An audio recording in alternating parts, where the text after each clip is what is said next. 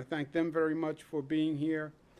We're also joined by Doug Behar, who's the Senior Vice President of Stadium Operations for the New York Yankees, and David Newman, who's the Executive Vice President for Chief Marketing, Content, and Communications Officer for the New York Mets. Big title, big job. Let's make some announcements, and then we will get to some special business. The COVID. That is the order of the day. We're working on 3 tracks simultaneously with COVID: responding to COVID, managing COVID, recovering from COVID, and then New York's revitalization post-COVID, right? Places talk about reopening. States talk about reopening. New York has a higher standard. We don't want to just reopen. We want to be better than we were before. We want to reimagine New York, reinvent New York, rebuild New York. Take this as a moment of opportunity to grow. Don't just go back to where you were. It's not about, that's not what life is about, going backwards. Life is about going forward. How do you take this as a moment for progress? And that's our goal. As we discussed last week, we are reopening the valve. That's what governors do, Sandy and Randy. I'm in the valve turning business. What does a governor do? He turns valves. We watch the positivity rate. We watch the hospitalization rate. We watch the vaccination rate. As those numbers change, we then calibrate our reopening of economic activity, social activity, et cetera, and that's what we've been doing.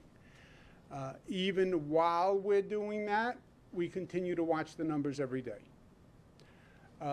Just the way every play, you watch what happens, and then you adjust. We make a decision, we adjust, but then we watch what happens and we adjust to the current circumstances. Today we have all really good news for New York. Overall statewide positivity is 1.4%. That is the lowest since October 28th. And that is a very big deal for us.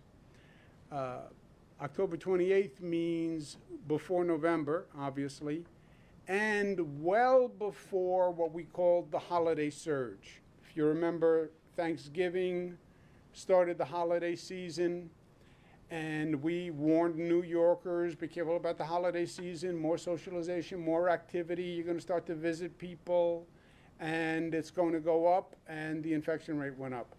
We're back to October 28th on the one-day average, 1.4%. So that is really great news. The hospitalization rate is 2,400, and that is lowest since November 21. People in ICU, lowest since November 24th. Intubations, lowest since December 2nd. So really great news all along. And that is congratulations to New Yorkers. You know who determines that day to day? New Yorkers. It is a function of the collective. It's the behavior of the collective. Statewide deaths, which to me is always the most important number on the charts, 31. It is much lower than it has been. But for people who say, well, this is over, this is a creation of the media, this is a creation of the politicians, 31 people died yesterday. So it's not over. 31 people died because of COVID. But positivity, in January, we're at 7.9%. Now we're down to 1.7 on the 7-day average. Hospitalizations, 8,900 in January, post-holiday surge. We're now down to 2,600. Positivity across the state. And I talk about this all the time, but I want people to ask themselves, why is there a variance in positivity across the state? same state, same governor, same health commissioner, same message, same briefing. Why is there such a variance in the positivity rate across the state? There's only one answer. Because it is the behavior of that community that is determining the positivity rate. It's the actions of the individual and the actions of that community. And some communities take more precautions, get more vaccines, and some communities don't. So you go from a high, Western New York, 3.1. You go to a low in the southern tier, abutting Western New York, 0.7. How do you explain that? Within New York City, you have highest rate Brooklyn 1.9, Staten Island 1.9. Brooklyn is technically higher, but Staten Island has been right there, number one, number two. Manhattan 0.9. How do you explain Manhattan at half the positivity rate of the outer boroughs? How? Density? Manhattan is more dense, more people on mass transit. It is the behavior of the community. COVID recovery, what's the best thing we can do? Vaccinate. Vaccinate New Yorkers. We're doing very well with that. 16 million shots in arms. We are at 58% of the eligible population, not of the total population, of the eligible population. You're only eligible at 18 plus. So we are at 58% of that population. 45% of eligible people have been fully vaccinated. Those numbers are very good and they exceed the national average. But we must continue to vaccinate. And we're seeing the numbers slow on vaccination.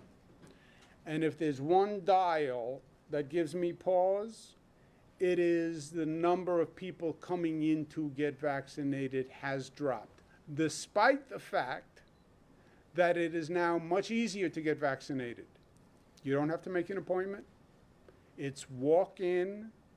Everybody is eligible. We have one of the most extensive distribution sites in the United States of America. You go to one of our mass vaccination sites, people will tell you, not because I say it, it was a good experience, it was well run, I was in, I was out, it was organized, but we're seeing a drop-off. I call them two groups, the youthful and the doubtful.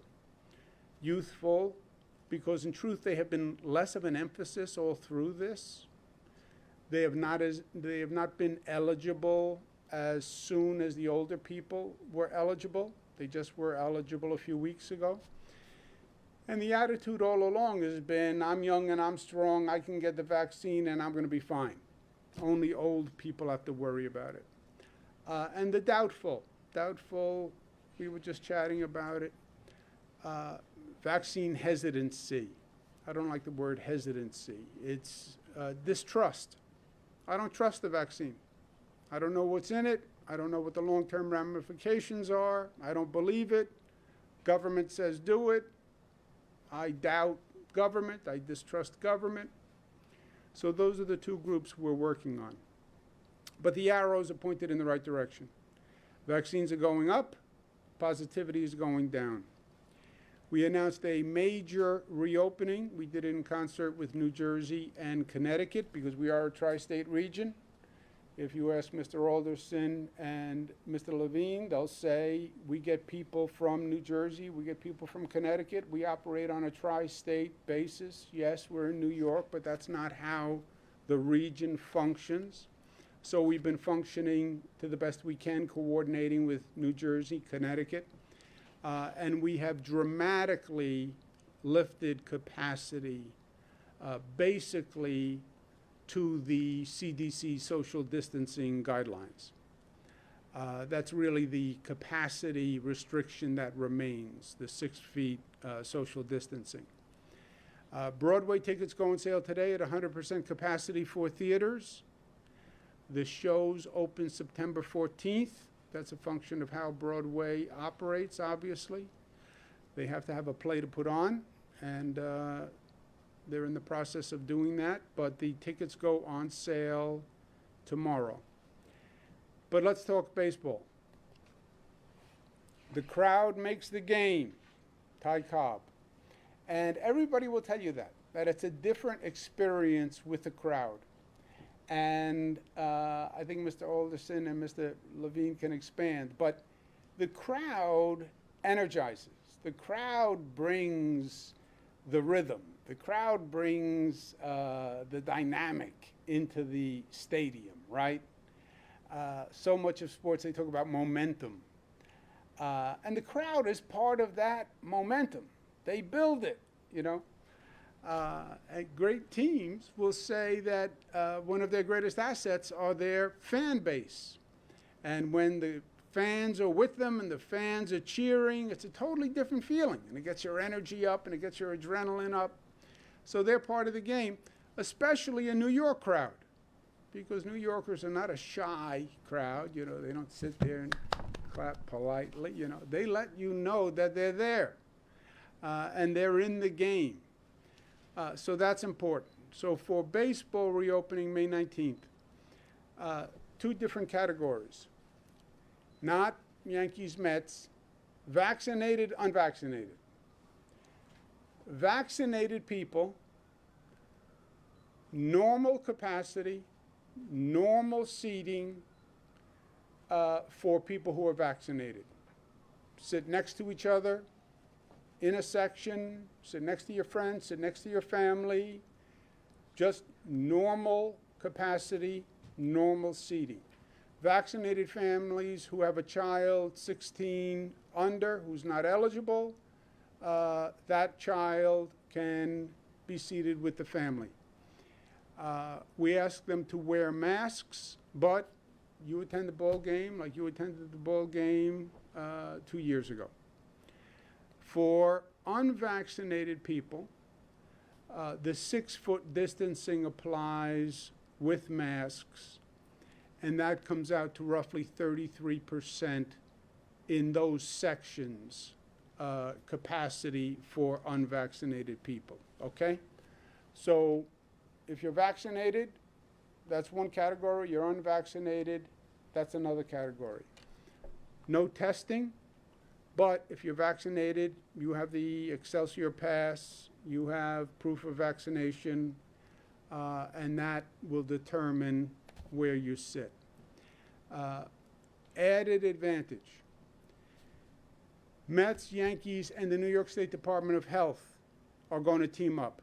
You didn't know that Dr. Zucker was a ball player, but you do now. He is now an official member of both the Mets and the Yankees.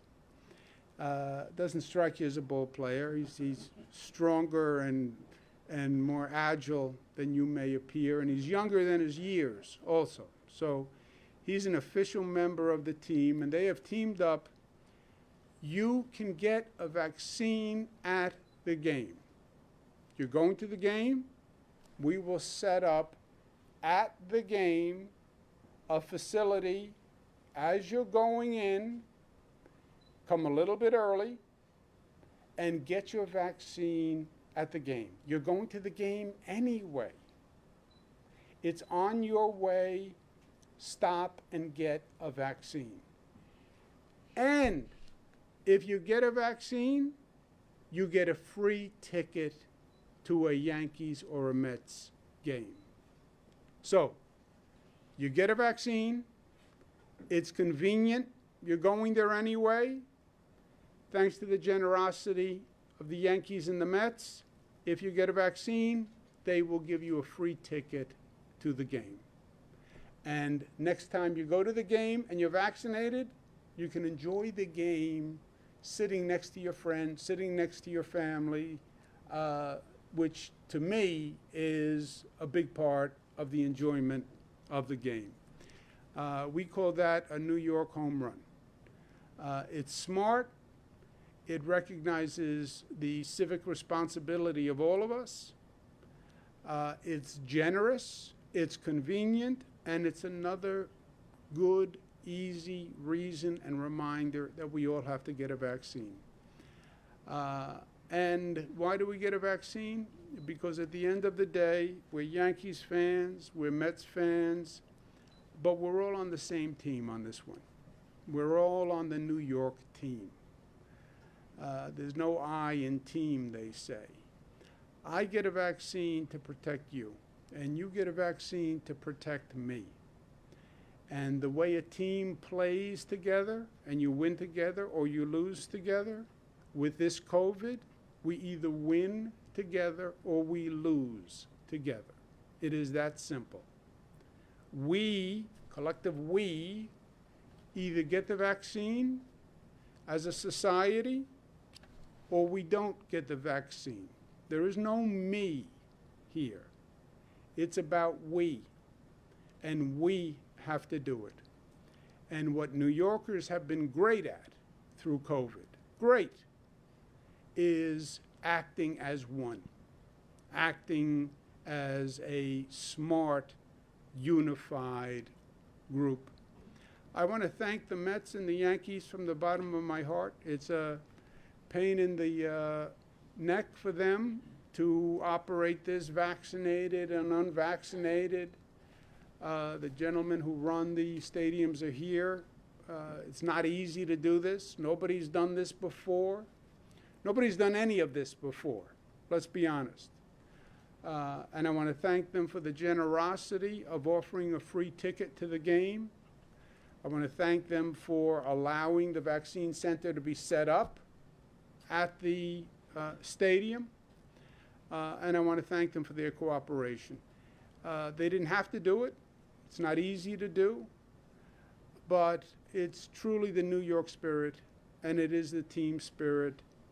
Again, I thank them for being here, and I thank them for their generosity, and I thank them for being New York tough. They say, you're tough. You New Yorkers, you're tough. Yeah, we are tough. We are. Don't deny it. But we're tough in a good way. Tough, when we say we're tough, it means we're smart, we're united, we're disciplined, and we're loving. That's how we got past COVID. And that's how we're going to continue to recover and reimagine and reinvent and rebuild after COVID. So thank you. With that, let me turn it over to Randy Levine first. Doesn't show any favoritism between the Yankees and the Mets. I'm not going there. Mr. Levine. Thank you, Governor. And I want to thank you very much and your team, Dr. Zucker and Rob, because right from the very beginning, last year, you were a leader in allowing us to come back and play, even though we're no fans, and you've been a leader in opening up the facility, all the stadiums for fans. I think you said it well. Fans make the game, and if anybody was watching the game last night at Yankee Stadium or saw it on television or listened to it on radio, that point was crystal clear. We were at capacity 10,850, and the building sounded like there were 50,000 people cheering, doing some other things from start to finish, and that's what it's all about. And it gave all of us spirit. It reminded us of the way it used to be and the way it can be again. So thank you, because baseball goes every day, and it really presents a sense of normalcy to everybody. You know, we're like an ongoing story every single day. Some days are good, some days are bad, and you just hope there are more good days than bad days. Similarly, thanks to you, we've been operating a vaccine center at Yankee Stadium, which is really important. We vaccinated tens and tens of thousands of people, but we need more. We need more because, in my opinion, and the Yankees' opinion, that's how we get back to normalcy. So we are excited to take that program, combine it with providing free tickets to fans. We'll put it all out on our website, how it's going to work. basically, you come to the game, as the governor said, you take a vaccine shot, you get a voucher, you can go to that game. If that game's sold out, you can go to tomorrow night and go to a game of your choice. So we're all in on this. We're excited to be part of this. We're excited to have more and more fans in the building because that's what our players love it. We love it, and it gives New Yorkers a chance to get back to normal and think about things other than what they've been thinking about in the past. So on behalf of Al Steinbrenner, the whole Yankee organization, and the Steinbrenner family, thanks for your leadership. We're all in, and let's make this a great success. Thank you. Congratulations on how you've been playing, and thank the Steinbrenners for me. Mr. Sandy Alderson. Thank you, Sandy. Thank you, Governor. First of all, similarly, I would like to thank you and all of your staff, including Commissioner Zucker and Director Mujica, for all that you've done, not just with respect to baseball, but for public health throughout the state. You know, seeing the data today, it was pleasing to us because it has led to some of these announcements, but more importantly, more fundamentally, it speaks volumes for where we are as a state and a city, and that this reopening of baseball is just another indication of how far we've come, and a lot of that has to do with the way you've led the state. As I said, we've been very pleased with the data. This has led to some new opportunities for us in terms of fans coming to the ballpark, but it's also fundamentally important to us as a community. I'm very proud of what the Yankees and the Mets have done together with Major League Baseball to support vaccinations and all things related to recovery. We are currently vaccinating at Citi Field approximately 2,000 individuals a day. We are in the process of opening a drive-through lane, which will add to our daily capacity. And we are reaching out through our community department to those groups that don't have immediate access or transportation to these sites. There's always more that we can do, but I'm very happy with the efforts that all of baseball has made. I was in Syracuse last night for their home opener, and it reminds us that this is not just a New York City issue. This is statewide, it's national. Their ballpark has just been refurbished in part with funding provided by the state, and the sense of anticipation of that crowd going into the ballpark was really electric, and it reminds one that, and Randy said that fans are what make the game. Fans are also what make memories, and they make memories for players as well as themselves. And with this new opportunity for us, I think that we will get more families to the ballpark, we will have more kids in the ballpark, and we'll be returned to creating those memories that are so important and so part of our lives. I can remember going to my first Major League game when I was 9, Chicago White Sox against the Yankees, and you'll be happy to know that even then I rooted against the Yankees.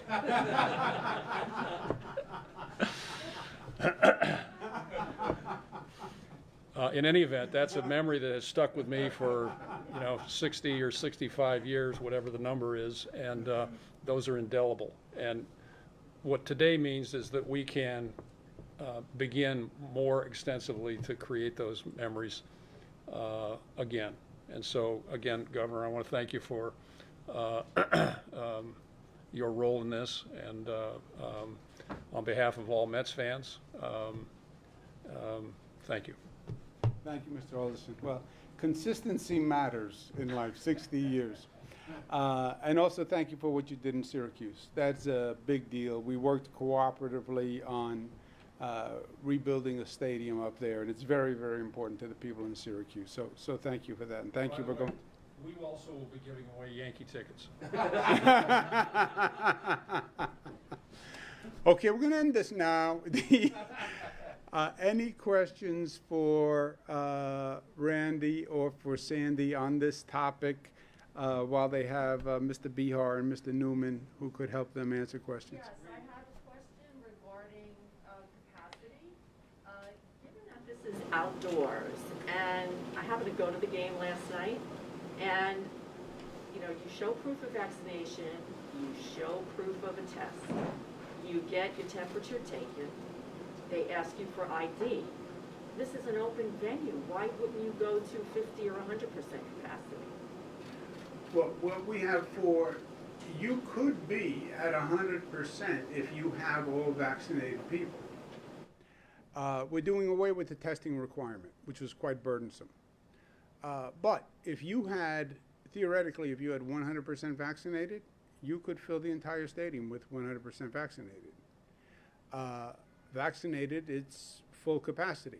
Unvaccinated, it is still the 6-foot social distancing. In other words, our capacity restrictions have been relaxed subject to the federal CDC social distancing guideline of 6 feet. Will the teams determine in advance whether they're vaccinated or unvaccinated sections, or will it be based on ticket buyers? How will that work? We're developing it right now, and Doug Behar is going to run it from our end. But there are going to be separate sections for those who are vaccinated. We've been polling our fans. I think the majority are vaccinated rather than unvaccinated who are coming in, and hopefully those numbers continue to rise. But we will have separate sections and, you know, accommodate all our season ticket holders, make sure that they're fine, and other people coming in. We just received this good news yesterday, and we've been actively working on it to make sure the stadium is ready by May 19th, and there'll be ample notice. Doug and our people will get it up on the website so everybody knows where to go, where the seats are, and hopefully we have, you know, both us and the Mets full house now after full house. If I could just say a couple of things in response. First of all, we are committed to a gradual reopening. So to that extent, you know, we are in full agreement with the governor. There are criteria for entering the ballpark: vaccinations, testing, temperature checks, etc. But there are some people who are just not comfortable being in large groups, even at an outdoor facility. And so, from our standpoint, we still need some social distancing, which is not to say we agree with everything the governor and the commissioner have mandated, but generally speaking, we think a gradual return is appropriate in light of some concerns that people have about being in large groups, even if they've been vaccinated. So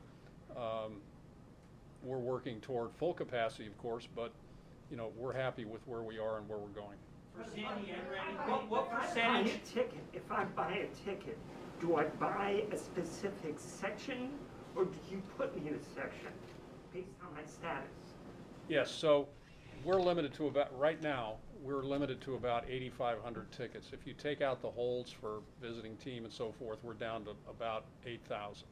Most of those tickets have been purchased by season ticket holders, partial ticket holders, small plans. So the remaining capacity that we have is very low. But in terms of what we have been doing, we have, you know, based on locations, we have relocated individuals. Now, if we go to a vaccinated section and an unvaccinated section, we're going to have to move people around again. But as we sell tickets on an individual basis, they will go into one of those two areas, either unvaccinated or vaccinated, because we will have some inventory in both types of location. What percentage of the Mets players, and Randy, if you can answer, what percentage of the Yankees players have been vaccinated, and what are you doing to get the players who aren't vaccinated vaccinated? We're over the, you know, Major League Baseball has a rule that relaxes their protocols. When you hit 85%, we're way over that 85% mark. virtually all of our players have been vaccinated.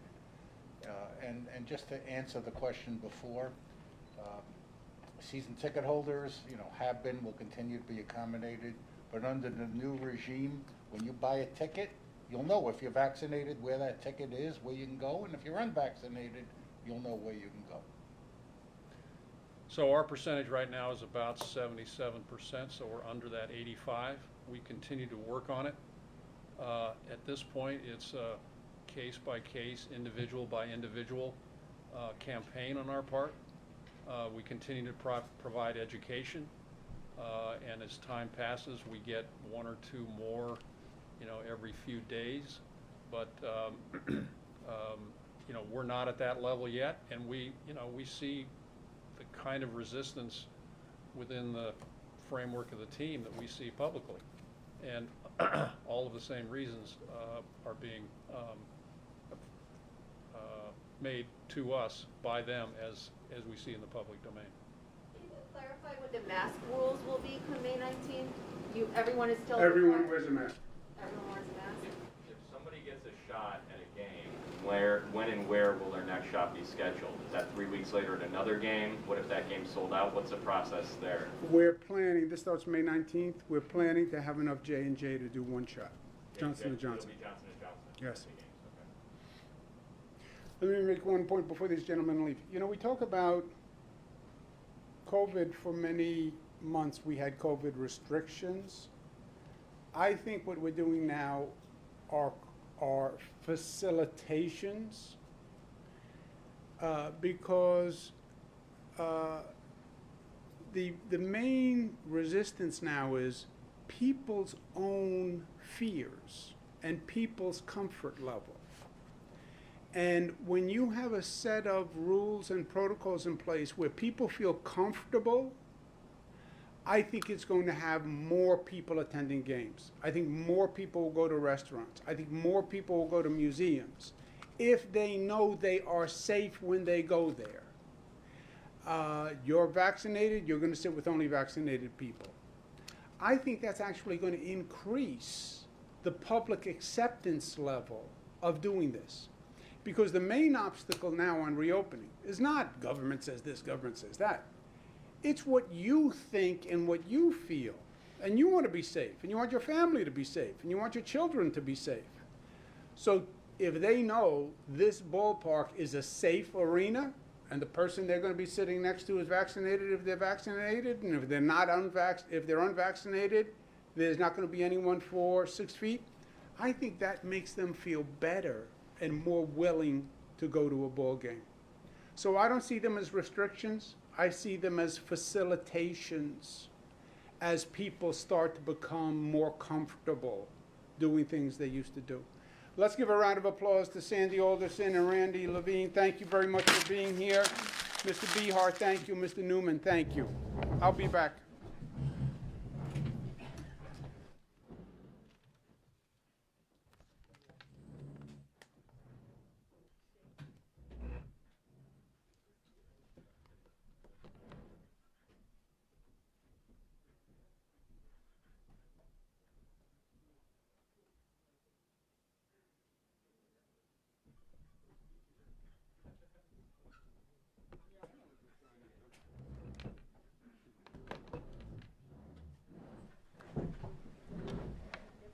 Did you see that, Dr. Zucker?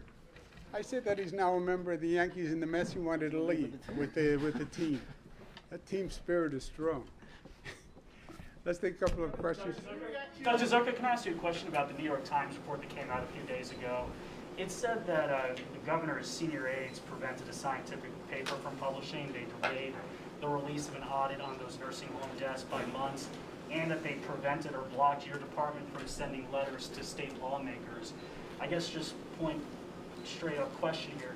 Did the governor or his senior aides do those things? Did he order you or the department to withhold that nursing home data beginning of April of last year? I think the governor addressed that at a previous press conference, and as I've said before, this is an ongoing investigation, so I won't answer any questions at this point. But when Congress, 6 Republicans have now asked the Senate Finance Committee to open an investigation into the whole nursing home scandal. Are you willing to testify in front of Congress or cooperate with any investigation? Look, they want to play more politics, the Republicans. They have fully politicized COVID from the beginning.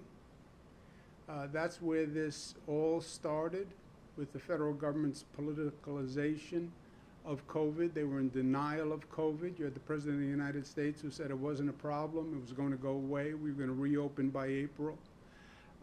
He wanted to blame the Democratic governors for COVID.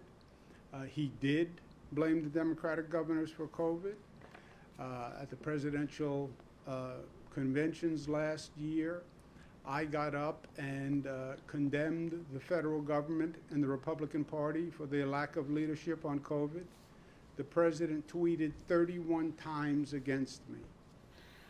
And then Gretchen Whitmer from Michigan spoke at the convention, and the governor tweeted against her, saying she was a murderer.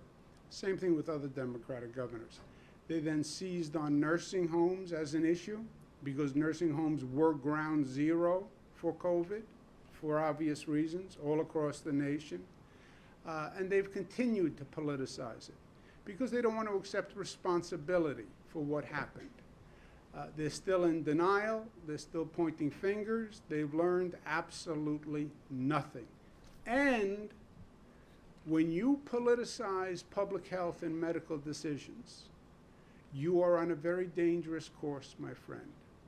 Because what you do is you chill medical decisions that are made in the best interest of public health when you put them through a political filter.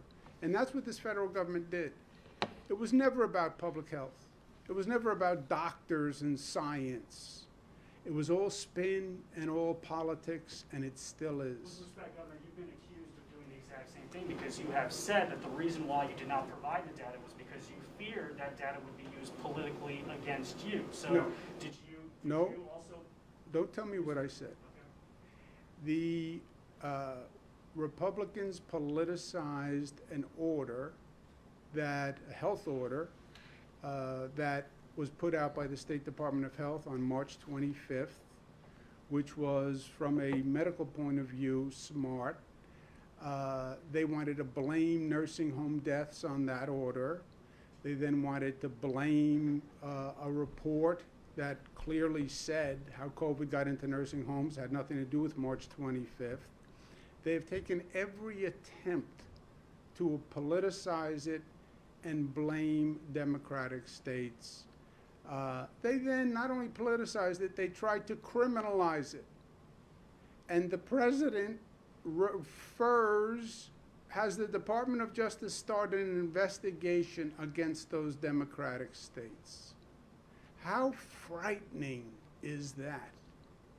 Not only do you politicize health decisions, you try to criminalize health decisions.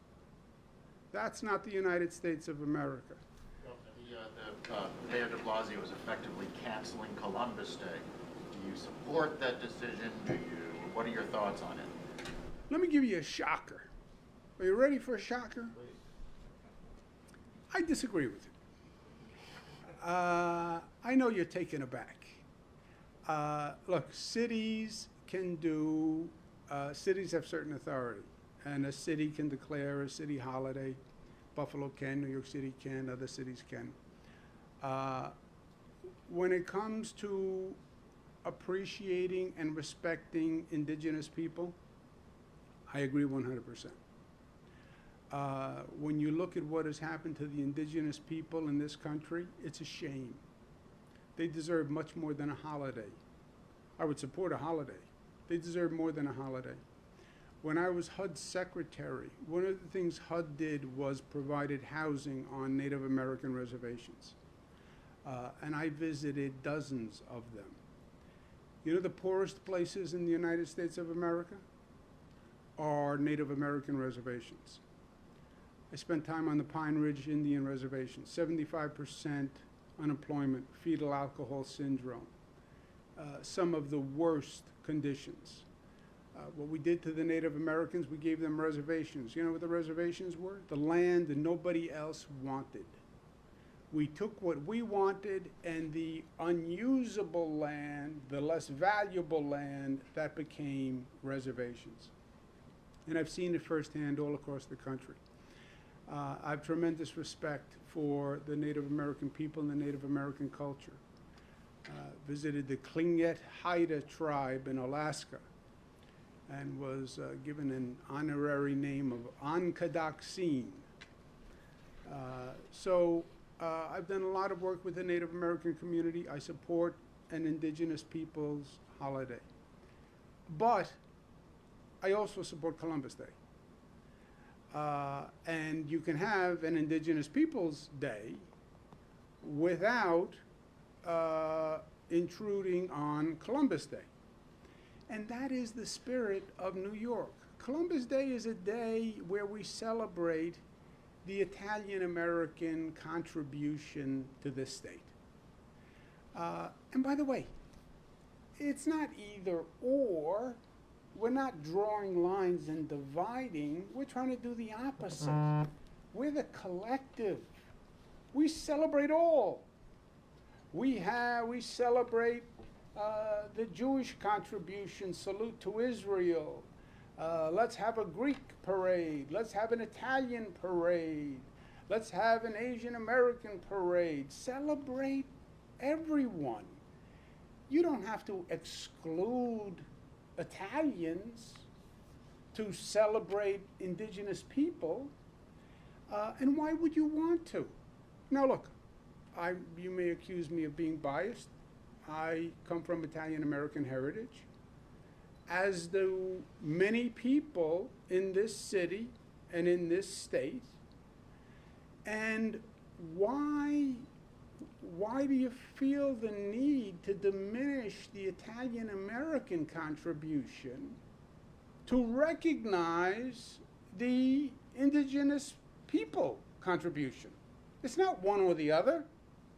Well, we can either have a Salute to Israel Day parade or an Italian Columbus Day parade. No, have both. That's New York. That's celebrating diversity, celebrating immigration, celebrating us, celebrating the collective, celebrating the mosaic, celebrating the family. Why insult or diminish the Italian-American contribution? Why? There's no need. And it's unhealthy for the body politic. So I would support an Indigenous People Day, and I believe they should have more than a day. They should actually have the justice that they deserve. But Columbus Day is a state holiday, and Columbus Day will stay a state holiday, and I recognize and support the Italian-American contribution to this city and state, which is significant and should not be diminished. And I diminish no group's contribution to this city. And I welcome more groups and more new immigrants to be part of this state. And I think the other message is destructive, you know. Governor, what are the specifics of the Broadway reopening? Tickets are going on sale. Do you know how many shows are opening, how they're doing this? What else can you add to that? I'm sort of at my maximum knowledge on the topic there, Juliet. The tickets go on sale tomorrow. They are, obviously they have to get the plays ready. That will be in September. You don't have the list of the plays themselves. There are dozens of them that are going on. It's going to be on a rolling basis, so not everyone is going to go on sale at the exact same time, but they're all positioning themselves to be able to open in September, and they'll be selling at 100% capacity for September. So the stages will open in September. And the point is to also see what, as the governor pointed out earlier, what the appetite is like for people to start going back, right? Broadway is a little different than what you described actually earlier. Open air, spacing, right, 6 feet. Broadway can't function That way, it's not economical for them to function with reduced capacity, so they need to be at a much higher level of capacity. So having this, the tickets go on sale now, they can start to gauge how many people are interested, what they're interested in, and then make adjustments as you get to the September stage openings and see which ones. Hold on a second, please. Let's do this one at a time. Nobody- That's indoors. Will you require all vaccinations for people all the time to go to the shows, or is there going to be separate seating for the unvaccinated? How's that going to work? It is different indoors than out. So it's not finalized yet, right? But we're going to keep looking at the numbers, keep looking at how many people are getting vaccinated. In between now and then, we'll be doing pilots for indoor programs and slowly increasing the amount of capacity there. And then as you get to September, you can do it. But you can envision that there'll be, vaccinations and or testing, right, at that point to allow for that capacity. And again, as the governor pointed out, the question is, will people feel comfortable sitting right next to another individual without knowing their vaccination status? And what we do know from surveys is that the answer is no, and they would prefer to know the vaccination status of the person next to them. So that is where that would be headed. Yeah, and Juliet, excuse me one second. September, in some ways, is a world away, right? Look how much changes month to month. I think Rob's point is very well taken, and I'd like you to think about the point. COVID initially were restrictions. The restrictions now are more self-imposed. You have a personal level of comfort.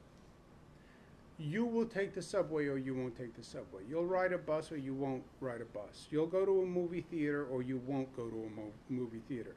Not because the government tells you, but you just have your own personal risk-reward calibration. I think what we just did with the ball games, what we're doing with the restaurants, I truly believe they're not restrictions, they're facilitations, because you will feel safer. You'll be able to say, oh, I'm going to sit next to a person who I know is vaccinated. Yes. Even though it's outdoors, there's a person next to you, you know they're vaccinated, and they're going to wear a mask on top of it. I think that makes you more likely to go to a game. Theater, indoors, you're going to sit there for 2 hours. Are you willing to go into an indoor theater and sit there for 2 hours next to a person who you don't know if they're vaccinated or unvaccinated? I don't know that New Yorkers are going to do that. I will tell you today, the simplest formula, 100% vaccinated. 100% vaccinated. You want to come to a theater, 100% vaccinated. Now, the theaters are going to have to make those decisions. They'll make those decisions in September. You'll have a different vaccination rate, a different reality, etc. But what I'm saying now to places is, you want to open with 100% vaccinated? God bless. And I'm looking for examples of that, because I think that's the smartest and safest. And by the way, I enjoy that it creates an incentive to get vaccinated, right? The vaccinations are slowing. Well, why should I get vaccinated? Well, there's a couple of ancillary benefits. You can go to a ball game and sit next to your buddies. You can bring your family to a ball game. You can go to a theater. You have more seats in a restaurant, and you can sit there with a larger group in a restaurant, etc. So to the extent there are benefits to vaccination, I think that's a good thing, because my agenda is very simple. I want to incentivize people to get vaccines.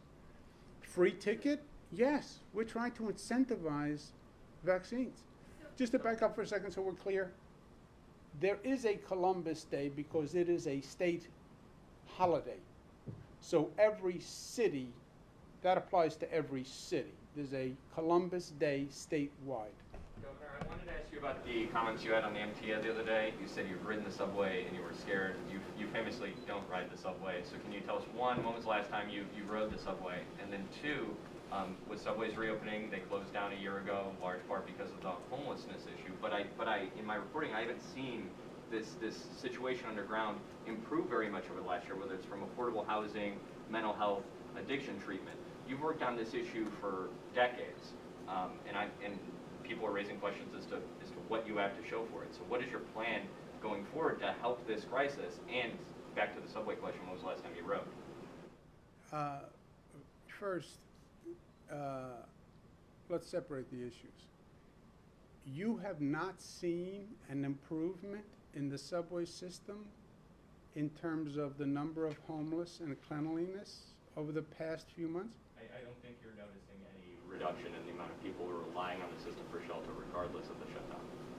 You have not noticed a reduction in the number of homeless people? I ride every day. I'm out there. Well, then you have a different opinion than your editorial board of your newspaper? I don't work with my editorial board. You know, I work independently. So are they wrong?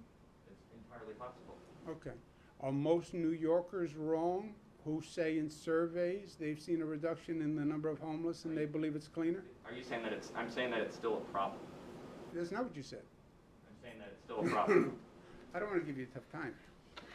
You want to say something different, you can say something Okay, different. then let's say this. It's still a problem and it's still a All crisis. let's start over again. There has been a reduction in the number of homeless in subways. The subways are cleaner than ever before. Okay, so now, new point. Homeless in the subways is still a problem. Yes, I agree. Better than before, better than in recent history, but still a problem. Yes, I agree. And the fear is now, when you go to 24 hours, the time when the subway was stopped was an opportunity for interventions where NYPD and social workers reached out to the homeless and brought them from the subways to shelters and to social services. NYPD stopped doing that outreach amid the budget cuts last summer. Well, it was still getting better, so if the NYPD wasn't doing it, then the MTA was doing it on its own. But my position is the subway system is not a homeless shelter. And I reject this whole notion of people who say we should let the homeless live on the subways, and we should let them live in subway stations, and we should let them sleep in benches. That's our default homeless system. I started in my 20s building homeless family shelters. I spent 8 years in the federal government working on homeless programs. I started the Continuum of Care program, which still exists at HUD, through Republican administrations. Won the Harvard Kennedy School Award for innovations in government with the Continuum of Care. We know how to do this. This is not where we have to reinvent the wheel.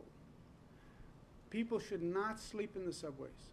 People should be in a safe shelter environment.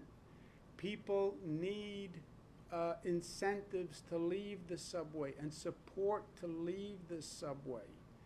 That intervention, that assistance has to be provided. If you do nothing, they will stay in the subways. So what's the plan? If the shelters are dangerous, then they're saying, I'd rather take my chances on a subway than go to the shelter. Then you have to improve the shelter system. But it's not that we don't know what to do. It hasn't been done, but we know what to do, right? Why hasn't it been done? You're the governor. You've been governor for 10 years. Yeah, the state has the programs. We have the funding. There has been progress in certain cities where the situation has gotten better. And the situation has gotten better in New York City and in the subway system. New Yorkers say that in surveys. I believe your editorial board said it. Most New Yorkers say it. It's cleaner and there have been less homeless. And that's a great success story. My point is, now that you're going to 24-hour service, don't lose that progress. It was not perfect. You're right. But it was better. And it showed that you can do it. We've gotten to a place. I'm a little bit older than you, just a couple of years. Where did we get to this point where the homeless are supposed to be sleeping on subways? It never happened.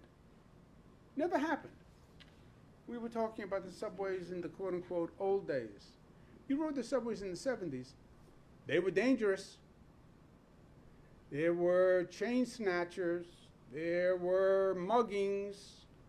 You had to be savvy. You were on the subway 10 o'clock at night. You know, you were on your own. You found that car where the police officer was in the car, and you sat in that car with that police officer, and you kept staring at that police officer. But you didn't have homeless in the subways the way you do now. When did this become okay?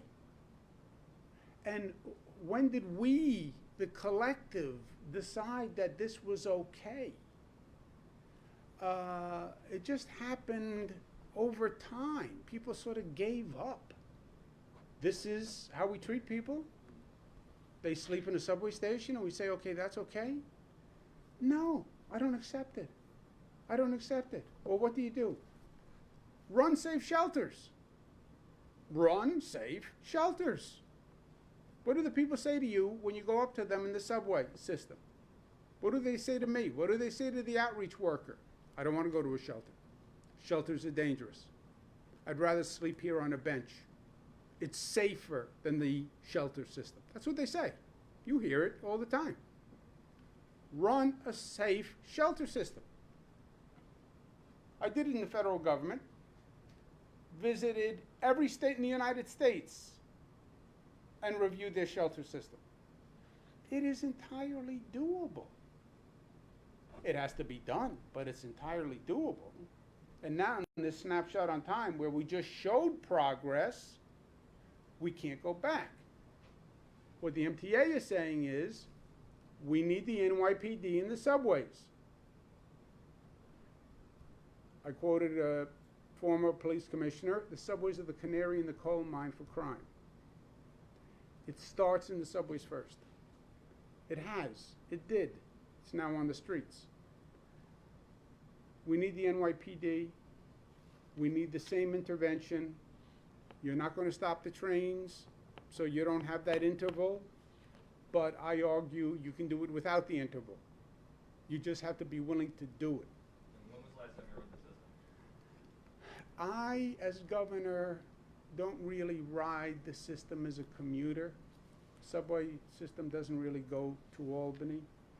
When a politician now does it, it's really a photo op, right? Because you guys all come with me and we stand in the car, and it's this publicity, public relations event. Yeah, it is, because when I'm on the subway, I don't just sit there and read the newspaper. I'm talking to people, etc. I don't think you've had a governor who has spent more time in the subways than I have. I'm there when you're not there. I'm there 1 o'clock in the morning, 2 o'clock in the morning, making sure the L train tunnel is built, making sure the train rehab plants are in operation, working with the drain clearing crews to make sure that's happening. That's when I'm in the subway system, when I'm making sure the MTA is doing its job. You can do the photo ops with someone else. Governor, can you talk about the legality of the seating, to go back to an earlier topic, the stadium seating? I mean, already on social media people are saying it's segregation. Can you talk about the process that you all went through to ensure that this is legal, and once we open Broadway, for instance, once we have possibly a similar sort of system indoors, what are you looking at regarding legality of this kind of separation of seating, The please? legality are public health rules. It's not segregation. We have social distancing rules. We have requirements now in restaurants, et cetera, as to capacity. And we have rules. If you're vaccinated, then X. If you're not vaccinated, then Y. And they are based on public health parameters, federal and state. It's not anyone is free to get the vaccine, and it is free, the vaccine itself, and it is available. So it's a pure personal choice. But from a public health matter, you want to ensure the public health of the people of the state. This is a necessary public health matter. Do you have anything to add on that, Rob? No, I mean, we're also requiring masks, for example, right? You cannot ride the subways unless you're wearing masks. It's a public health requirement because people will need to be safer. The same thing on the stadiums. There's the option. You can be in an unvaccinated section, not have to wear a test, not have to take a test, be 6 feet apart. You can choose, if you're vaccinated, right, to be in this other section where you might feel safer, or not go to the game and watch it at home. And in the conversations with the teams, those are the choices. People don't go to games, they don't feel safe.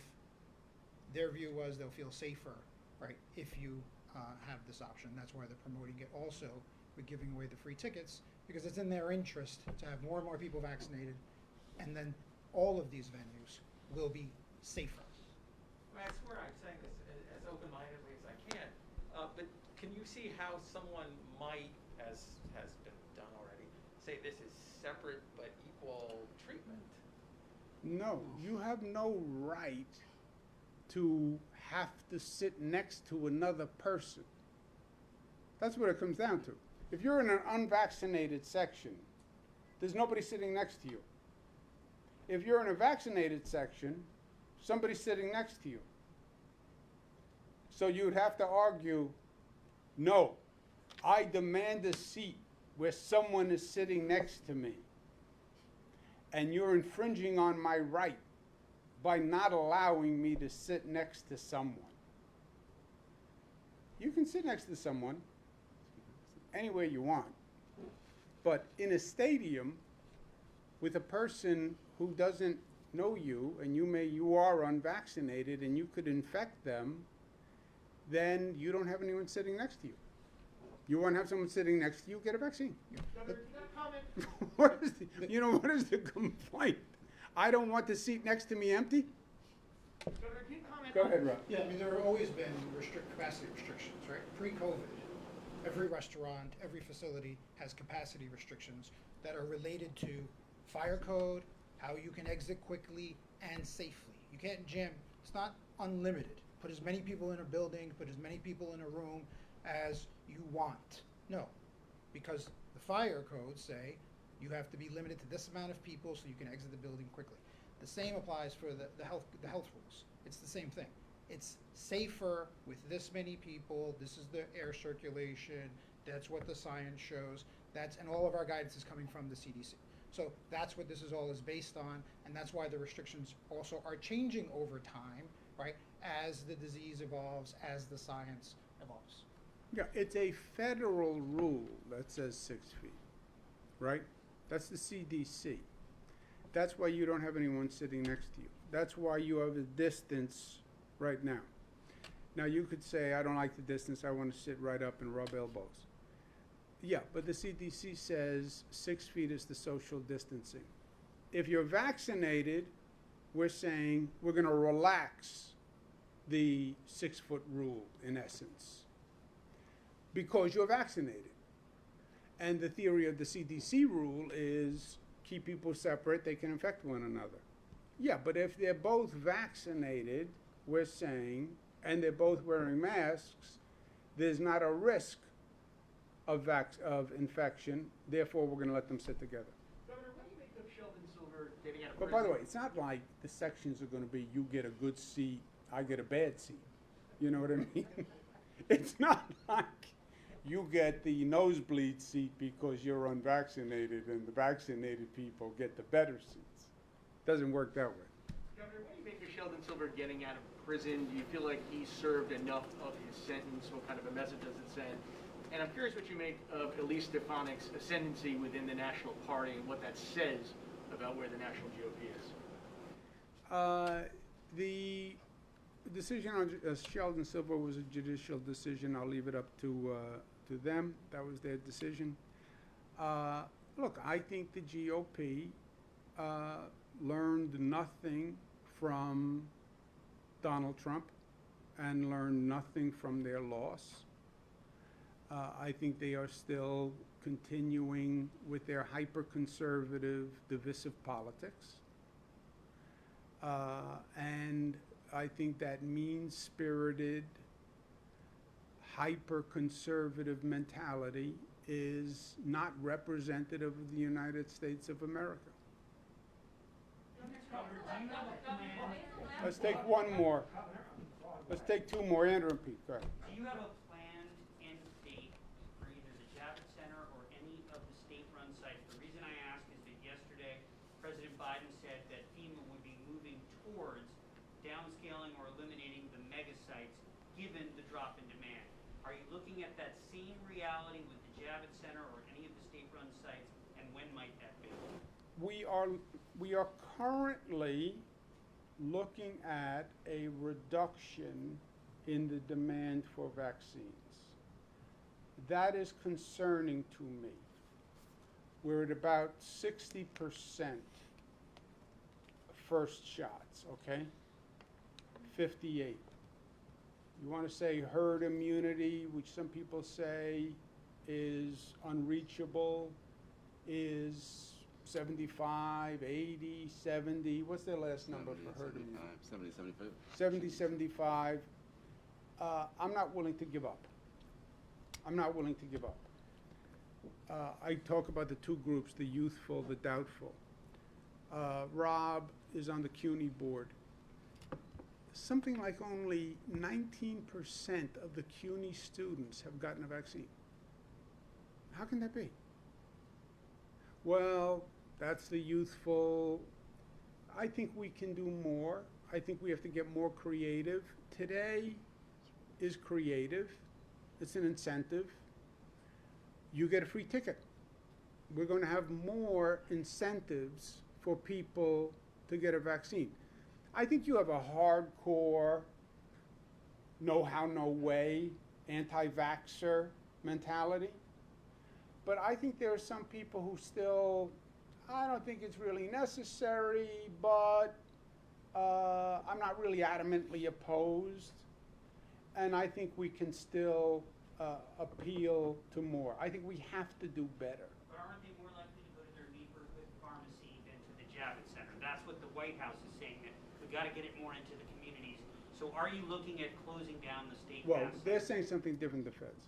They're saying we want to have it community-based. In this state, we already have it community-based. We have both.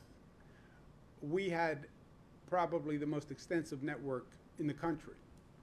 We had the mass vaccination sites, which are the highest throughput. And by the way, everybody who went to Javits, not everybody, one of my family members didn't like it, but most people who went to Javits said it was a great experience. And that is the highest throughput at those mass vaccination sites. We also were the first to do not only community-based, church-based, in public housing, mobile sites, pop-up sites. We've done that exhaustively, and we will continue to do that. The FQHCs, the private doctors. For us, it's not either or. We are always doing both. And in terms of, well, you have less demand, why don't you start to reduce capacity? Because there is a drop-off. And you could probably justify that. we're not there yet because I want to still try to incentivize. I want to get that number up. Everybody says in this field where everybody says something different every day on COVID because it's been politicized, frankly. But almost everybody says the more vaccines, the better. The more vaccines, the better. So I'm still working on more vaccines. Last question. Back to Broadway. You talk about this incentive to get a vaccine if they can buy tickets. Why not just mandate vaccines today, number one? Number two, did you say that theaters will decide their own capacity in September? You cannot mandate vaccines because these vaccines are approved under something called an emergency use authorization, EUA. And by law, you can't mandate a vaccine approved under an emergency use authorization. So you can't say, for example, college students must have a vaccine. You cannot mandate a vaccine under an EUA. You can mandate measles, which had a full approval, et cetera, but you can't mandate these vaccines, which are still all under emergency use authorization. On Broadway, I said September is a long way away, and they will have to make a market decision because they need a high capacity. So see where we are in September, and then they'll have a range of options. My option that I like is 100% vaccines. I think if you said to people, we're 100% vaccinated, don't worry about the person to the right, don't worry about the person to the left, it's 100% vaccinated, I think it would be a safer environment for people to go to. Now, is that feasible from a market point of view? I have no idea. And you won't have an idea until September. And that's a decision they're going to have to make when they get closer to September. So the theater could mandate, but you could not. Is that what you're saying? Well, a theater can say, this is who I allow into my theater. I can't legally mandate that people take the vaccine. I'm going to work. Thank you very much. Go Mets, go Yankees, go get a vaccine, get a free ticket. Governor, today's the last day that you can act on Have a nice day.